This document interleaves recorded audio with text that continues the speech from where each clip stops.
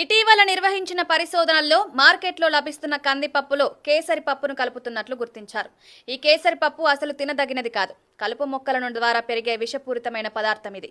దీన్ని తినడం వల్ల ముఖ్యంగా నరాల వ్యవస్థ దెబ్బతింటుందని ఆరోగ్య నిపుణులు చెబుతున్నారు. దీన్ని ఎక్కువగా తింటే కాళ్ళు, చేతులు నెమ్మదిగా పనిచేయకపోవడం, నడవలేకపోవడం లాంటి సమస్యలు వస్తాయి.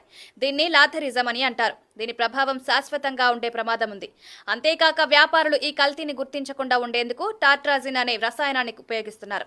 ఇది ఒక రకమైన ఆహార రంగు పదార్థం. దీనివల్ల క్యాన్సర్ ముప్పు పెరుగుతుంది. దీన్ని ఎక్కువగా తీసుకుంటే శరీరంలో హార్మోన్ల అసమతుల్యత ఏర్పడుతుంది. దీని ప్రభావం దీర్ఘకాలిక ఆరోగ్య సమస్యలకు దారితీసే ప్రమాదం ఉంది.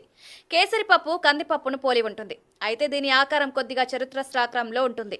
కొంతమంది వ్యాపారులు తక్కువ ధరలు లభించే ఈ పప్పును అసలు కందిపప్పులో కలిపి అమ్ముతున్నారు.